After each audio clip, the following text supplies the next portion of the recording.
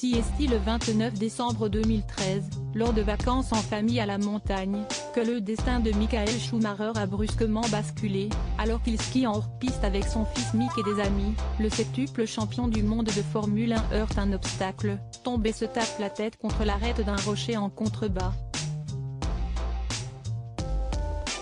Malgré plusieurs jours de coma, une opération et un pronostic vital engagé, le champion s'en sort. Mais dans quel état? Depuis près de 10 ans. Personne ne le sait. Très bien protégé par sa femme Corina et sa famille proche, il n'est jamais réapparu en public et Silon est désormais au courant qu'il serait dans un état végétatif. Aucune information ne filtre sur son état, ses proches refusant de parler à la presse, évoquant tout au plus des progrès légers.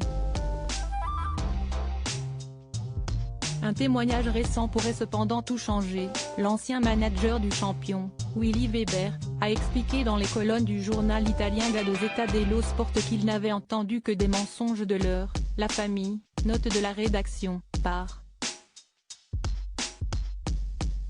Une grave accusation pour lui qui a bien connu le champion au début de sa carrière mais qui avait ensuite été brouillé avec lui en raison d'une grave dispute.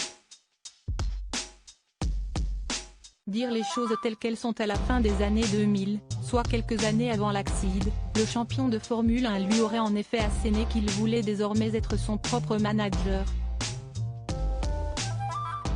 Une situation difficile que l'homme d'affaires, aujourd'hui âgé de 80 ans, dit avoir comprise. Cependant, il n'a que très peu apprécié le comportement de sa famille au moment de son accident. Ce jour-là, j'étais à un événement, j'étais dans le hall d'un hôtel et mon portable a sonné.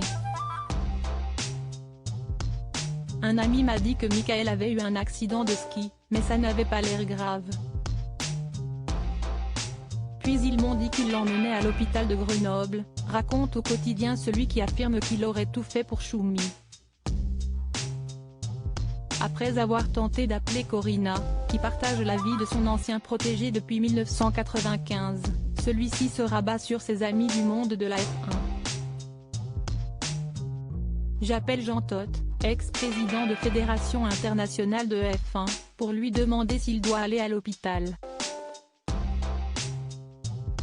Il me dit d'attendre, il est trop tôt, répète-t-il.